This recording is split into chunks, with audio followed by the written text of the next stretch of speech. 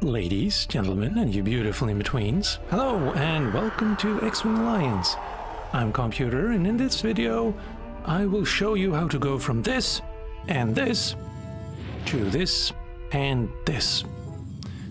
It's really rather simple. It used to be a lot more complicated and involved. These days it's a lot easier, like seriously. To start everything off, you need to have the game installed. I'm going to use the Steam version because it has a little bit of a quirk to it that I will highlight and explain when we get there. You could just as easily or more easily use the GOG version though. Possibly even the CD version, though I can't really test that because I no longer have a physical CD or DVD drive. But potentially possible if you want to save some money. I mean, these games aren't like they're really cheap these days. Anyway, with that done, let's start downloading some things. First stop is Xwing Alliance Upgrade Project. They've been around since like the early 2000s, I believe, and they're an awesome bunch of people, but for our little project here, we need to go to Downloads. We have to read and understand the legal disclaimer. Good luck. And here we are. This used to be a lot more involved and complicated, where if you wanted to change one thing, you had to reinstall the entire game and project, but now it's a lot easier. All you have to do is start downloading the 2020 mega patch, the 2020 update version, which fixes a few things, and add XQ Platform 2 and the Vince T, as well as changes some effects. And speaking of effects, there are also beta versions of the effects by BlueMax that we can download, and I will do so. That's all you need. Pretty much. There are a few other things that I will link in the description, like HD cutscenes, though from my experience they change they stretch the image to fill like 16:9 rather than stay in 5:4, I think. So yeah, I'm not going to install that this time, but it's really easy to do. Comes with an installer and everything. This, if you want to actually change things yourself or add things, then you can, fix everything here or download everything here if you want. But if you just want to play the game, you don't need anything of this. And you can also install the archived installers, the old ones. But again, not necessary. Everything comes in the mega patch, and yeah, you're all good to go. And it's a big download though, 2 gigabytes. A little bit over, actually. However, I've already downloaded everything, so I'm gonna get those over here. First off, let's install the mega pack. It takes a little bit to start. And there we go.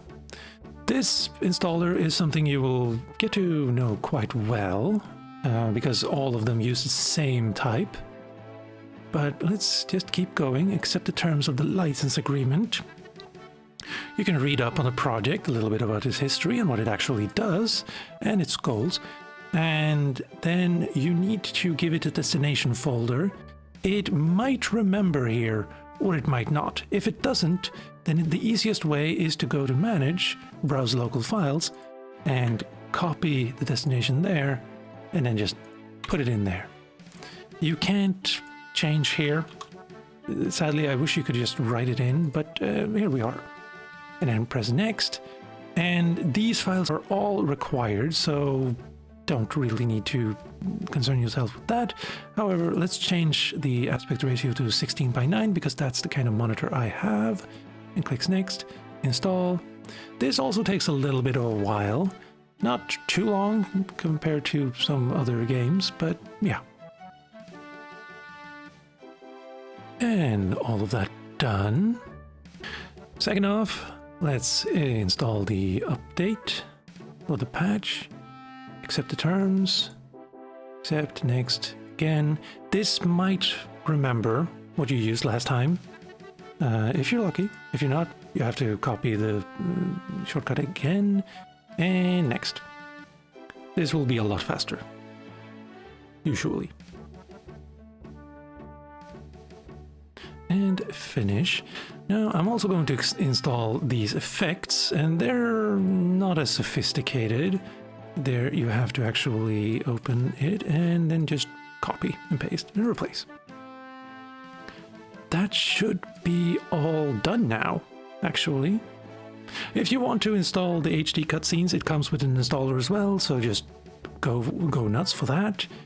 However, I'm going to just start... Ah, yes. Now, this is where Steam is a little bit cranky. If we press play here, we do get the launcher, but if we press play again...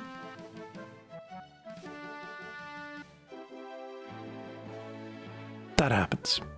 Because the upgrade actually changes the executable in various ways, Steam doesn't recognize it as the original game anymore and just won't launch it.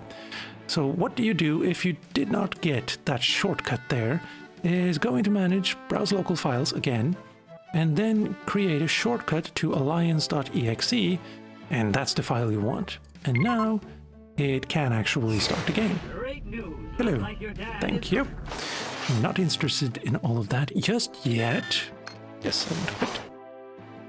Now, though, let's get to the meat of everything. We can change some pilot options if we want to play as someone else. We do get a special character here called Cheater, which has finished the entire campaign, so you can test different missions to see what they look like now. Well, I'm gonna play as myself. Thank you. And you can also change the joystick configurations, including all of the buttons. It's not as good as the one in-game, honestly, but you can't use the one in-game anymore. You have to use this program here. So you have to actually know which button is 1, 2, 3, 4, 16. Yeah, it can get a little complicated, but I believe in you. Thank you. Now, you can also... Well, let's start with Babu Frik's Configurator, because that is where everything is. It's the same kind of installer here, and it will ask you to accept the terms of the license agreement every single time you open it. I wish it didn't. I wish it would remember the first time you pressed it, but here we are. We can read up about what it actually does, and then click Next. And this is basically what we're here for. Here we can customize starfighters, transport, starships, other craft, weapons, special effects, and set graphic resolution. This is basically, or actually literally, the thing we set in the installer, but if you install a new monitor, for instance, and it's 16 by 10, it's nice that you can change that here. However, there is a bit of a quirk with this one as well, this program. And that is, if we set this to 16 by 10, and then we go into starfighters, and let's say we change the Xwing into Darkcyber's Xwing instead of Spider's, it won't actually change the graphic resolution. It will only change the options you have open when you press Next. So it's a bit of a quirk here, but you can change all of these at once if you wish. And also, it doesn't show you a graphical representation of your actual choices. To get to that, you have to go to Xwing Alliance Upgrade, which is a little bit slow here apparently, thank you, and go into Showcase, and here you can see all of the ships that are upgraded and how they differ. So let's say we want to change the Xwing. The default is not that version, it's, well, we can actually see this little video here. That's the original, classic, and this is the upgraded version. And that's Spider's version. Go here, and then this is Darksaber's version. They're a little bit different. I think Darksaber's is a little bit older, also a little bit darker, but if you like that style, you can go with that one. But if you want the default, then you don't have to do anything. Also, Darkcyber's Xwing has these here in the actual cockpit, whereas Spider's version has these holographic screens. So yeah, you can't mix and match those two different versions, sadly. Anyway, that's all good for now, I think. And also, well, not quite a problem anymore, but it used to be, and so I think I should highlight it. The Millennium Falcon comes in many different forms. You can have with Chewie, you can have with Neon Numb, you can have the default. Also, the Force Awakens versions with the, what's it called? Rectangular radar dish. But here you see the classic version, the original, And this is the new version, which is twice the size. And if you've played the game, you will know that that can cause a problem later in the game, where you won't fit in some rather snug corners in a particular map. However, they fixed that entirely, so when you play those maps, you play a smaller version of the same model, so everything should be just fine and dandy now. I've tested it, I can do it, you can definitely do it if I can.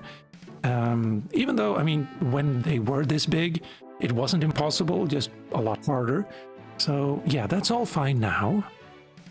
And I believe that's all we really need to talk about here. Actually, no, I want to talk about the Xwing a little bit. This is the original, and then we have the new version. Looks pretty sleek, doesn't it? And you also notice this is about half the size of the original. That's how they solved the problem with the Millennium Falcon. It used to be the Millennium Falcon was basically the same size as a B-Wing, which doesn't make any kind of sense. And so in order to fix that, they made fighters smaller and transports a little bit bigger. So it all fits now. But the cockpit. This is the old version. The new version has two of the displays down here that you can't really see unless you're looking down. And if you're looking down, then you can't really see what you're aiming at well. And I wish they would add an option to have those be holographic displays instead of being down here. But we can't have everything. I just wish they would change it eventually. Maybe. And I think that's it. Now, getting back to the configurator a little bit, there is one thing I want to highlight. Actually, a lot of things here. You can disable all of BlueMax's effect if you wish, or restore the defaults, or customize them. So if, for instance, you don't like the bloom effect or think it's a little bit much, you can lessen it, or even disable it entirely. Same thing with shading, and I'm going to enable MSAA because my computer and graphics cards can take it. I mean, it's a 21, 22-year-old game at this point, but yeah, if you don't have a graphics card that can do MSAA, then you're gonna have a tough time. You can go with FXAA instead if you wish, or neither of them. The main menu, and anytime you're not flying, is going to be in 5:4 aspect ratio, and you can like stretch it out if you wish. But I'm going to keep it to the default because I don't like really distorted graphics. Anyway, cockpit shadows, dynamic laser lights, procedural suns with flare effects. This can be a bit bright, but you can disable it if you wish and find it to be so. Dynamic cockpit options. This is where all of the UI elements, instead of getting stuck to your screen, actually gets plastered into your cockpit or integrated into your cockpit. Looks really cool, but you might not like it, so you could disable it if you wish. And HUD visible on startup. That's the HUD is the UI element I speak of. You can have both if you want, or none. And then active cockpit options. This is if you have a VR device. And you can also go with track IR for natural point or by natural point, Steam VR or direct SBS VR. It's all good. And you can enable or disable cockpit inertia. The only thing I really want to change here is MSAA, because everything else kind of looks cool. So let's press next and then configure. And here you can press relaunch if you need to change something else. And it will not ask you to accept the terms of the license agreement, which is nice of it. I just wish it always did that. Anyway, you can also change different settings, if you will. So if you want to play with Darkcyber's Xwing for one session, but then go with spiders, you can create two different configurations and then just switch between them using this tool here. And next, and then create and update a ship set. So yeah, it's pretty easy once you get to know it, but all of that is good. So yeah, that's pretty much it. Easy, wasn't it? I mean, I'm rambling most of the time, but that's it. And now we can play. Once we're inside the game, there are a few settings we can change, as well as a few that we can't anymore.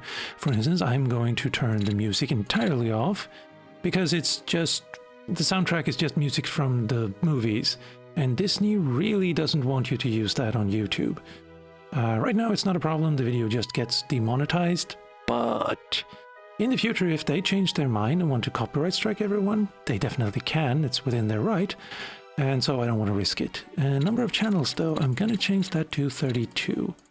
Don't really know if that has any effect anymore, but it could potentially, like, sometimes in the game you will get too many messages at the same time, or hear too many blasters being shot or whatever, and it might cut a few of them off, and this could solve that. Not entirely sure yet.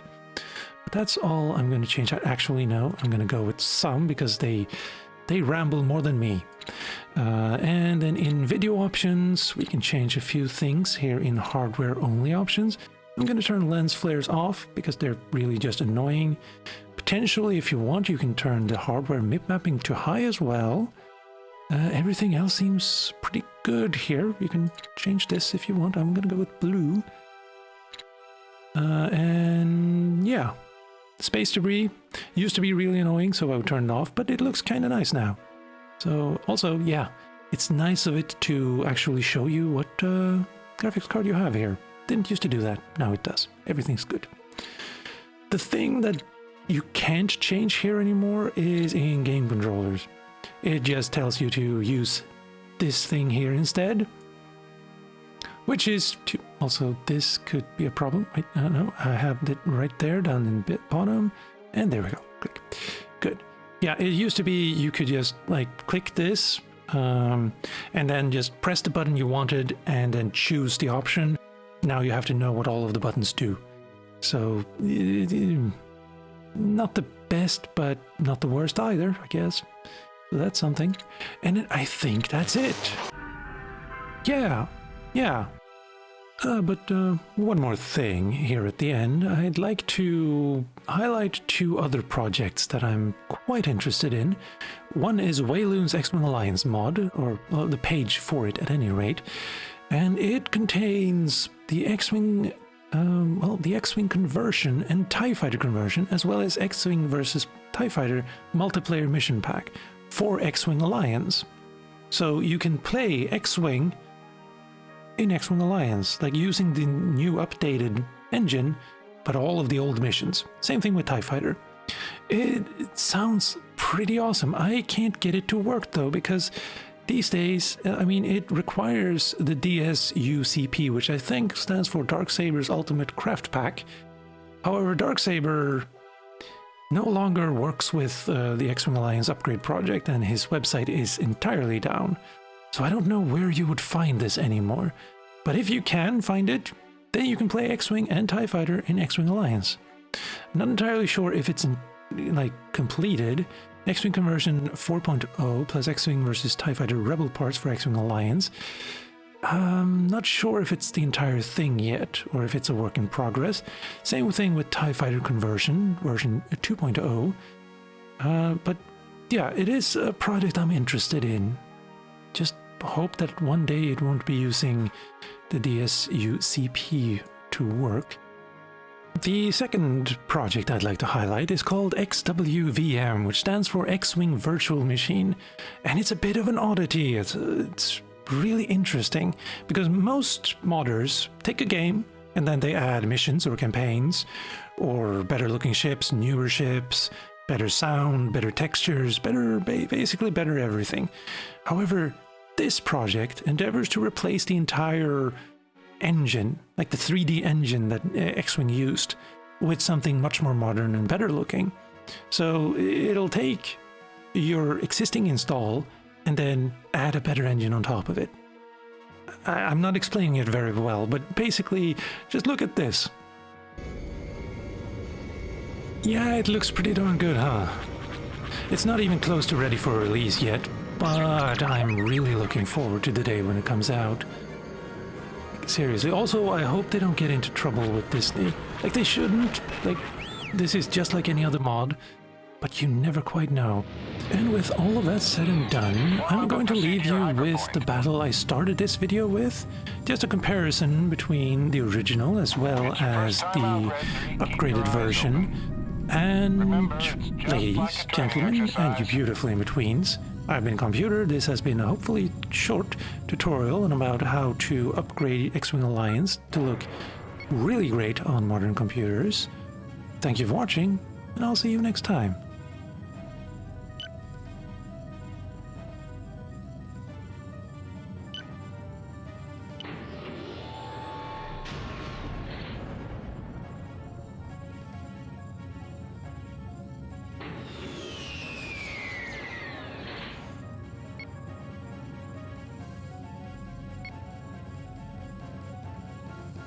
Convoy spotted. Looks like they're being escorted by a strike cruiser. Y-wing green, engaging cargo ships. Here come the fighters. Okay, Red 3, follow our lead and stay sharp. Report on primary target. They've been destroyed.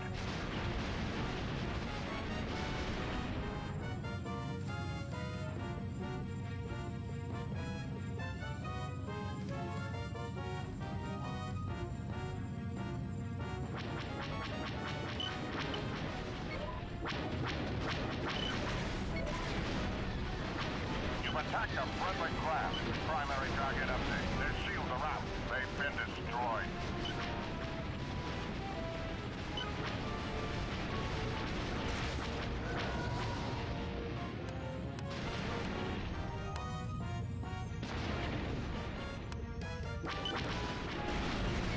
Primary target update. Their shields are out. They've been destroyed. Starfighters on us. Please assist. Primary target update. Their shields are out. They've been destroyed.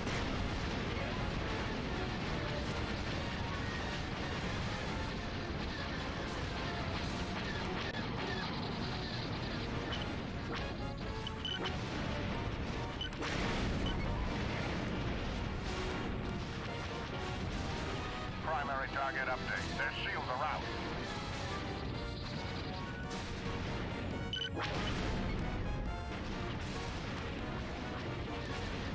Way to handle those ties.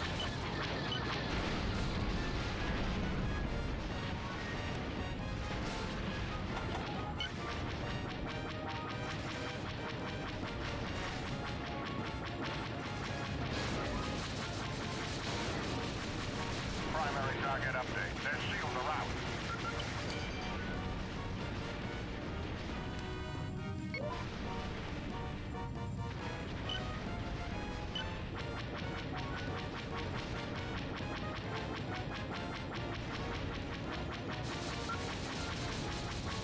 Report on primary target. Their shields are out.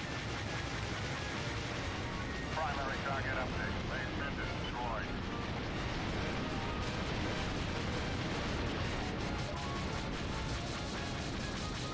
Primary target update. Their shields are out.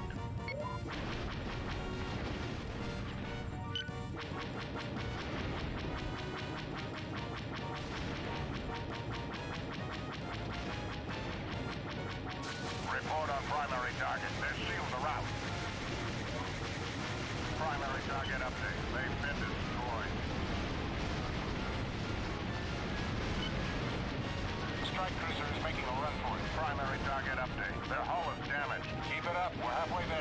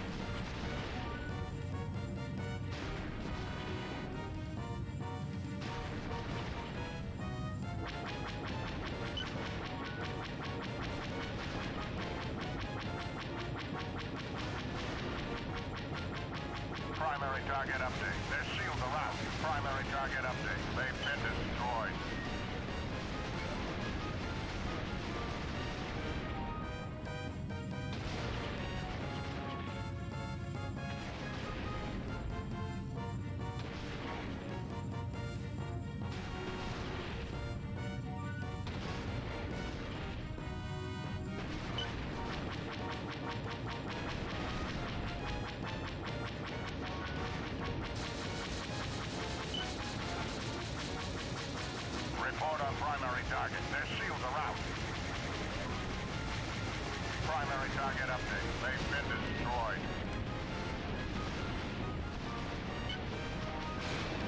Primary target update. Their hull is heavily damaged.